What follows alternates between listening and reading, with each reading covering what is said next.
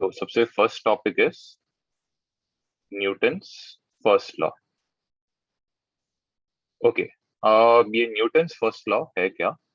तो यहाँ पे क्या बोला गया है कि पहले हम लोग इसका स्टेटमेंट लिखते हैं। तो न्यूटन्स फर्स्ट लॉ का जो स्टेटमेंट है, it is everybody continues to be in a state of rest और uniform motion unless acted upon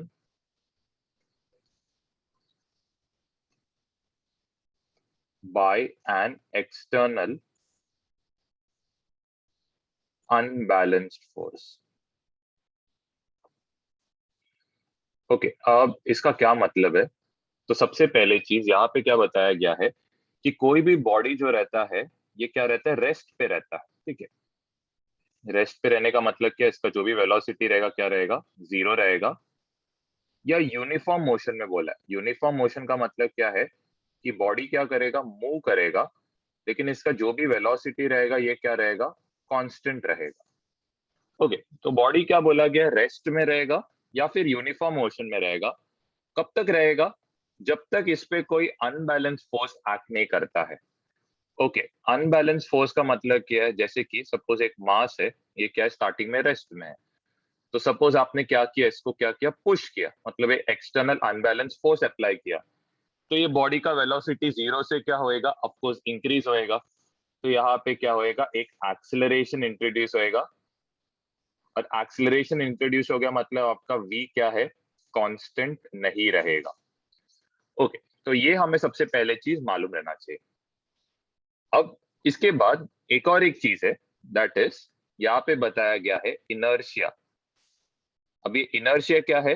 it is a property of mass.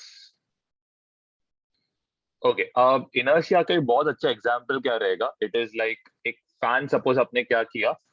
Full speed में आपने कोई भी फैन को ऑन किया है, एंड सपोज आप क्या कर रहे हो? स्विच को ऑफ कर रहे हो। तो स्विच को अगर आपने ऑफ किया तो सबसे पहले चीज क्या होएगा? फैन तो ऑफकोर्स डायरेक्टली स्टॉप नहीं होएगा, उसको थोड़ा टाइम लगेगा जीरो में होने के लिए, मतलब जीरो स्पीड में आने के लिए। तो ऐसे क्यों हो रहा है? तो इसका रीजन क्या है? इनर्शिया। इनर्शिया क्या करेगा? वो फैन को एक कांस्टेंट स्पीड में रखने का ट्राई करेगा। लेकिन आपको पता है अभी का ये जो फैंस रहते हैं, फैंस के अंदर बहुत सारे मोटर्स रहते हैं, जिसकी वजह से घूमने की वजह से क्या होता है? फ्रिक्शन जनरेट होता है। अभी फ्रिक्शन जनरेट होने की वजह से क्या होता है? उसका स्पीड धीरे धीरे करके टाइम के साथ क्या होएगा? डिक्रीज होता जाएगा। अगर ये फ्रिक्शन नहीं रहता तो ये इनर्शिया की वजह से क्या होता? फैन वही कांस्टेंट स्पीड में क्या रहता? रोटेट होते रहता। ओके, तो ये इनर्शिया क्या है? तो इधर लिख सकते हो, it is a property due to which object does not change its state of motion। अब ये स्टेट ऑफ मोशन किस किस फॉर्म में रह सकता है? एक रह सकता है डायरेक्शन के इसमें, दूसरा रह सकता है स्पीड के इसमें, और तीसरा वो क्या रह सकता है? रेस्ट के फॉर्म में रह सकता है। मतलब पहले से वो रेस्ट में था तो रेस्ट का इनर्शिया हो गया। डायरेक्शन क्या है? सपोज एक ऑब्जेक्ट क्या होएगा? सीधा जाएगा, तो वो अपना डायरेक्शन कभी चेंज नहीं करेगा। ठीक है, अनलेस उस पर कोई फोर्स एक्ट करेगा तब जाके वो डायरेक्शन क्या होएगा? चेंज। फिर कांस्टेंट स्पीड का ही मैंने बताया कि जैसे फैन का एग्जांपल है, वो क्या करेगा? फैन कांस्टेंट स्पीड पे घूमने का ट्राई करेगा, लेकिन आपको पता है फ्रिक्शन की वजह से स्पीड क्या हो जाता है? डिक्रीज हो जाता है। तो आप सिंपली क्या लिख सकते हो? इनर्शिया ये क्या? डायरेक्टली प्रोपोर्शनल टू मास है। इसका मतलब क्या है? जितना ज्यादा मास रहेगा उतना ज्यादा इनर्शिया। तो आप इधर लिख सकते हो, मास जितना ज्यादा रहेगा उतना ही ज्यादा इनर्शिया रहेगा।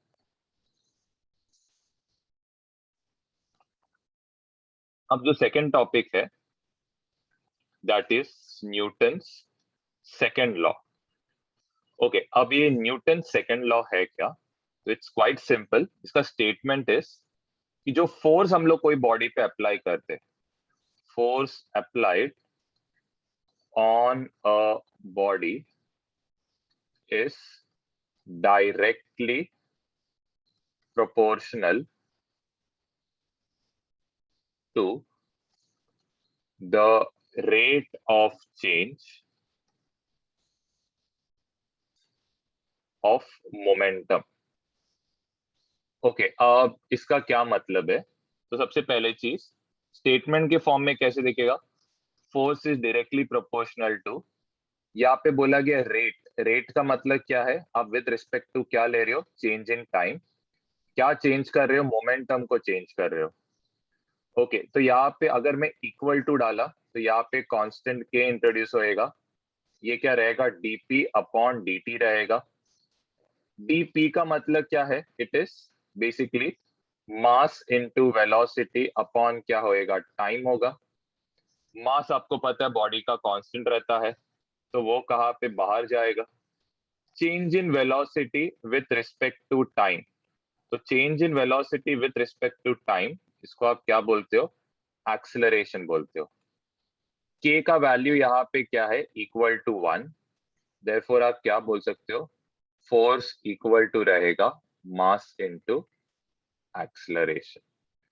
ओके, अब सबसे पहले चीज फोर्स का तो आपको पता है, इसका जो भी यूनिट रहेगा ये क्या रहेगा? न्यूटन रहेगा सबसे फर्स्ट। नेक्स्ट क्या है? यहाँ पे इसका एसआई यूनिट इज, सॉरी, इसका जो सीजीएस यूनिट रहेगा वो क्या रहेगा?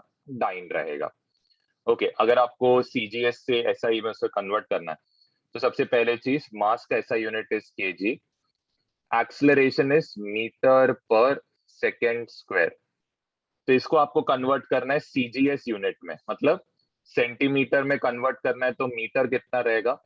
10⁻² सेंटीमीटर रहेगा, मतलब 1 मीटर इज 100 सेंटीमीटर।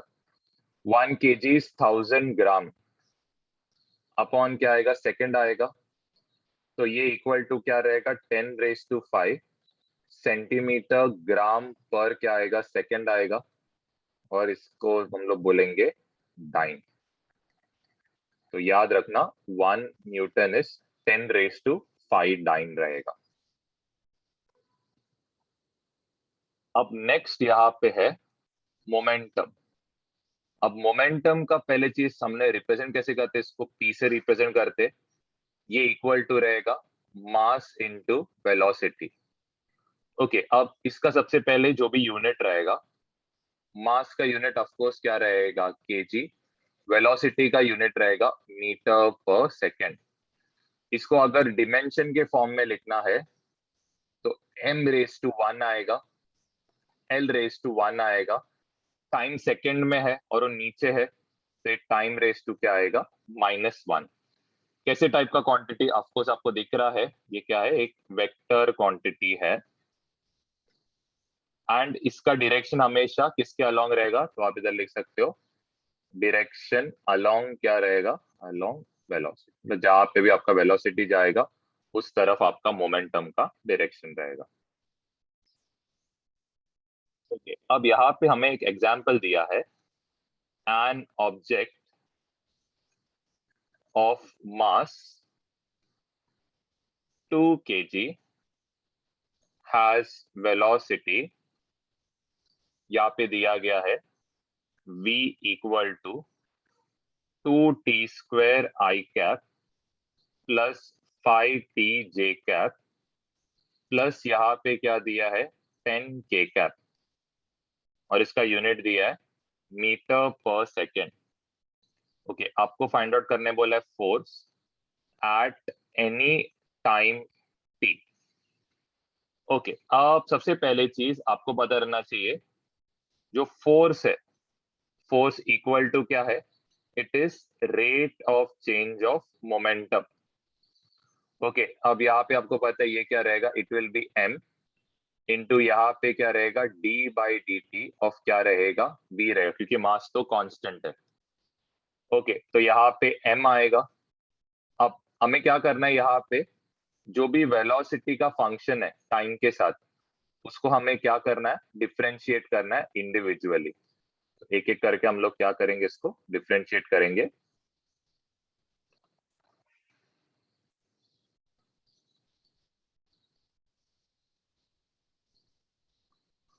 ओके, अब सबसे पहले चीज यहाँ पे 2t² दी है। 2 तो कांस्टेंट है। टी स्क्वायर का डिफरेंशिएशन यहाँ पे टी रेस टू एन का डिफरेंशिएशन का formula it is N T raise to N minus one. तो यहाँ पे n का काम 2 कर रहा है, 2 माइनस वन क्या आएगा, 2t i कैप आएगा। यहाँ पे फाइव कांस्टेंट है, t का डेरिवेटिव कितना आएगा, ऑफकोर्स 1 आएगा, साइड में आएगा j कैप। 10 कांस्टेंट है, कांस्टेंट का डेरिवेटिव क्या है, 0। तो ये इक्वल टू रहेगा 2m t1, या फिर इधर ऐसा t लिख सकते हो i cap plus 5m j cap. अब आप जस्ट मास के बदले 2 सब्स्टिट्यूट कर सकते हो, तो आपका वैल्यू यहाँ पे रहेगा 4t i cap plus 5m j cap. Okay, तो या जस्ट एक सेकेंड, ये बस 10j कैप लिख लेना।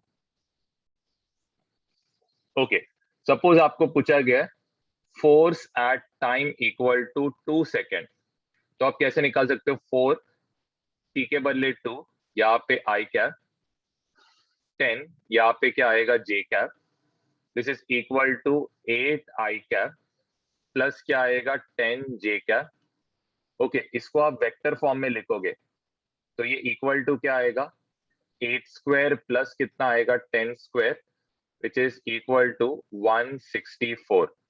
और इसका रूट और ये जो आएगा आंसर, ये क्या आएगा, न्यूटन आएगा। चलो, ये हो गया फोर्स एट 10 सेकेंड, मतलब 2 सेकेंड। नेक्स्ट हम लोग क्या करेंगे, फोर्स एट लेट से 3 सेकेंड पूछा गया। तो सबसे पहले यहाँ पे आएगा 4 × 3 i कैप प्लस यहाँ पे कितना आएगा 10j कैप। 4 × 3 आएगा 12i कैप होएगा प्लस 10j कैप होएगा। 12 का स्क्वायर 144 प्लस ये कितना होएगा 100 विच इज इक्वल टू 244 यहाँ पे।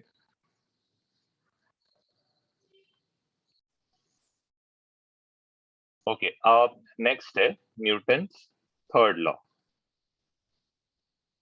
ओके, अब ये न्यूटन थर्ड लॉ है क्या, तो इसमें आप लिख सकते हो for every action there is equal and opposite reaction. Okay, इसका मतलब क्या है कि फोर्स जो एग्जिस्ट करता है ये हमेशा एक्शन रिएक्शन के पेयर में एग्जिस्ट करेगा। तो यहाँ पे आप लिख सकते हो force always exist in action reaction pair. Okay, अब इसका क्या मतलब है एक्शन रिएक्शन पेयर का। सपोज हमने क्या किया है, एक मास को एक सरफेस के ऊपर रखा दिया है। मास ऑफकोर्स क्या अप्लाई करेगा, वेट अप्लाई करेगा डाउनवर्ड डायरेक्शन में, और ये सरफेस क्या करेगा, एक नॉर्मल रिएक्शन अप्लाई करेगा ऊपर के डायरेक्शन में। ओके, सपोज आपने ये मास को ऊपर रखा है। ओके, अब ऑफकोर्स यहाँ पे ये मास को अगर ऊपर रखा है, मतलब ऐसे लेविटेट कर रहा है। लेविटेट करने का मतलब क्या है, यहाँ पे mg फोर्स नहीं है, mg फोर्स एक्ट नहीं करेगा। क्यों एक्ट नहीं करेगा, क्योंकि उसके लिए कोई और रिएक्शन पेयर नहीं है। लेकिन सपोज लेट से हमने यही मास को एक स्ट्रिंग के साथ कनेक्ट किया है, तो इसका मतलब क्या होएगा, ये mg वाला फोर्स नीचे जाएगा, ये टेंशन इसको कहाँ पे पुल करेगा, ऊपर की तरफ पुल करेगा। तो हमेशा याद रखना, फोर्स हमेशा एक्शन रिएक्शन के पेयर में एग्जिस्ट करता है। और एक एक बात है यहाँ पे, तो आप लिख सकते हो action reaction pair occurs on different bodies। Okay, different bodies का मतलब क्या है कि सपोज यहाँ पे एक मास m है। अब मास m का जो भी फोर्स है, ये कौन अप्लाई कर रहा है, ये वाला ऑब्जेक्ट अप्लाई कर रहा है। तो mg कहाँ पे रहेगा, नीचे, नॉर्मल फोर्स कौन अप्लाई कर रहा है? ये सरफेस अप्लाई कर रहा है। तो ऑफकोर्स यहाँ पे आप देख सकते हो एक्शन रिएक्शन का जो भी पेयर है हमेशा कहाँ पे एग्जिस्ट करता है? ऑपोजिट या डिफरेंट बॉडीज में एग्जिस्ट करता है। दो डिफरेंट बॉडीज दो डिफरेंट फोर्सेस को क्या करता है? एक्सर्ट करता है यहाँ पे।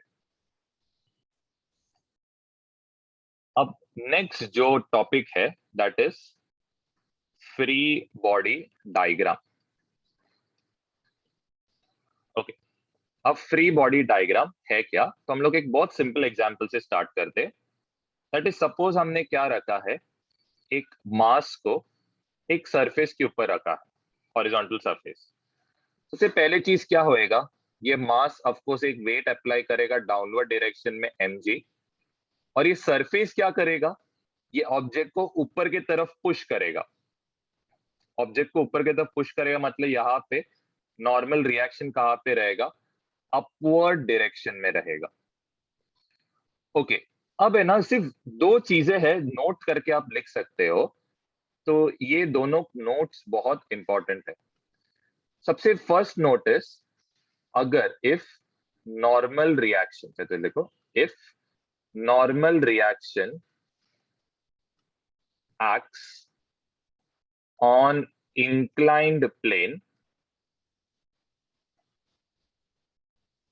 तो इधर लिखना it makes angle theta with the vertical। ये इंपॉर्टेंट है।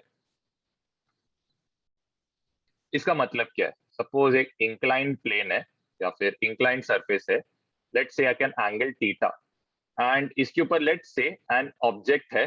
चलो लेट्स से इसके ऊपर क्या है, एक ऑब्जेक्ट है मास m का। Of course weight exact downward act करेगा, वेट के लिए कोई प्रॉब्लम नहीं है। नॉर्मल रिएक्शन क्या करेगा? ऑफ कोर्स सरफेस के परपेंडिकुलर रहेगा, तो नॉर्मल रिएक्शन यहाँ पे। अब क्या बोला गया है, नॉर्मल रिएक्शन क्या करेगा? वर्टिकल के साथ एक एंगल क्या बनाएगा? थीटा। तो वर्टिकल तो ये हो गया, इसके साथ ये क्या बनाएगा? एंगल थीटा बनाएगा। ओके, अब एक और एक सेकंड वाला जो नोट है, तो ये भी इंपॉर्टेंट है। इफ अगर आप सपोज मास को रिजॉल्व कर रहे हो, if mg acts on inclined plane, तो ये चीज को जरा ध्यान देना, mg sin थीटा जो रहेगा ये क्या रहेगा? अलोंग इंक्लाइंड प्लेन रहेगा। ये एक इंपॉर्टेंट स्टेटमेंट है जी। सपोज यही सेम एग्जांपल लेते जो पहले लिया था। सपोज यहाँ पे एक mg वेट है, mg हमेशा कहाँ पे एक्ट करेगा? नीचे। अब क्या बोला गया है, mg sin थीटा का जो कंपोनेंट रहेगा ये क्या रहेगा? अलोंग हॉरिजॉन्टल रहेगा, मतलब इंक्लाइंड प्लेन के अलोंग रहेगा। तो मतलब mg cos थीटा कहाँ पे एक्ट करेगा? कि अगर डायग्राम को उल्टा भी बनाए तो वही सेम लॉजिक है। तो यहाँ पे सपोज डायग्राम को ऐसे बनाया, चलो mg कहाँ पे एक्ट कर रहा है? नीचे एक्ट कर रहा है। तो याद रखना अलोंग इंक्लाइंड प्लेन क्या रहेगा? mg sin थीटा रहेगा, और इस तरफ क्या रहेगा? mg cos theta. तो ये दो इंपॉर्टेंट नोट्स है। और यहाँ पे सपोज अगर मेरे को इसको रिजॉल्व करना है नॉर्मल रिएक्शन को, तो जिसके साथ एंगल बनाता है वो हमेशा कॉस कंपोनेंट रहेगा, जिसके साथ एंगल नहीं बनाता है वो क्या रहेगा? हम लोग का साइन कंपोनेंट। चलो इसके साथ साथ और कुछ हम लोग एग्जांपल्स लेते हैं। लेट से यहाँ पे एक बॉल रखा गया है, एंड लेट से यहाँ पे दो सरफेसेस है। ओके, ये यहाँ पे बना रहा है एंगल अल्फा, ये यहाँ पे एंगल बना रहा है बीटा, इसका मास है m। ओके, अगर इसका फ्री बॉडी डायग्राम बनाने को बोला है, सबसे पहले एक पॉइंट कंसिडर करो। ऑफ कोर्स इसके ऊपर मास किधर एक्ट कर रहा है? नीचे एक्ट करेगा, no doubt about it. Surface 2 क्या करेगा? ये बॉडी को इस तरफ पुश करेगा, मतलब यहाँ पे नॉर्मल रिएक्शन क्या रहेगा? लेट्स से वो क्या रहेगा? n2 रहेगा। ओके, नेक्स्ट क्या करेगा? ये जो सरफेस 1 है ये इसको इस तरफ पुश करेगा, तो ये यहाँ पे क्या बनाएगा? n1 बनाएगा। अब नेक्स्ट ये हो गया आपका वर्टिकल। नॉर्मल रिएक्शन क्या करेगा? वर्टिकल के साथ एंगल बनाएगा, तो N1 कितना एंगल था, अल्फा था, तो ये वर्टिकल के साथ यहाँ पे अल्फा एंगल बनाएगा। N2 क्या था, N2 वॉस ये बीटा एंगल पे था, तो ये वर्टिकल के साथ क्या बनाएगा, बीटा एंगल बनाएगा। तो लेट्स से अगर आपको इसको रिजॉल्व करना है तो ये रहेगा N2 साइन बीटा रहेगा और ये रहेगा N1 साइन अल्फा रहेगा। परपेंडिकुलर डायरेक्शन में क्या रहेगा, दोनों का कॉस कंपोनेंट ऐड होएगा, तो ये रहेगा N2 कॉस बीटा प्लस यहाँ पे क्या रहेगा, N1 कॉस अल्फा रहेगा। चलो वैसे ही सपोज यहाँ पे यही सेम सर्कुलर ये है, लेकिन अब ये तीनों साइड से क्या है, क्लोज है। चलो ये सपोज ऐसा, ओके, तीनों सरफेस से क्या है, सपोज ये क्लोज है, इसका मास है m। ओके, यहाँ पे ये एंगल बना रहा है लेट्स से थीटा, और यहाँ पे एंगल बना रहा है फाई। सबसे पहले चीज एक पॉइंट बनाओ, मास कहाँ पे एक्ट कर रहा है, नीचे, तो mg नीचे एक्ट करेगा। पहला सरफेस इसको क्या करेगा, इस तरफ पुश करेगा, तो इसका नॉर्मल रिएक्शन रहेगा यहाँ पे N1। दूसरा बॉडी मतलब इसको कहाँ पे पुश करेगा, दैट इज सेकेंड वॉल इसको इस तरफ पुश करेगा, तो यहाँ पे ये रहेगा N2। नेक्स्ट, ऊपर का सरफेस या कांटेक्ट है, वो उसको कहाँ पे पुश करेगा, नीचे के तरफ, तो mg के साथ क्या ऐड होएगा, ये तीसरा सरफेस का नॉर्मल रिएक्शन, ये क्या रहेगा, N3।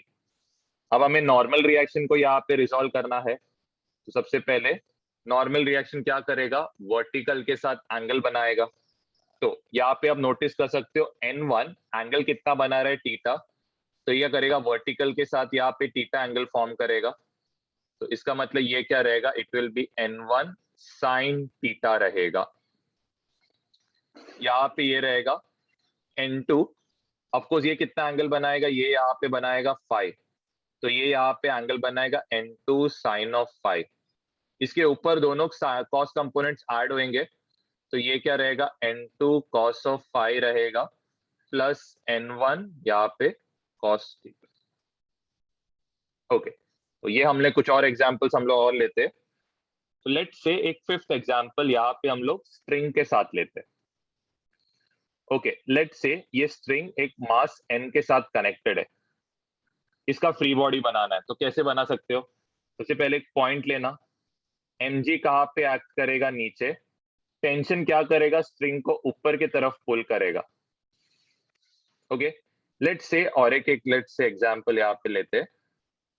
सपोज यहाँ पे हम लोग क्या करते हैं, चलो ये सिक्स्थ एग्जांपल में, चलो एक और ही, चलो ये निकाल दो।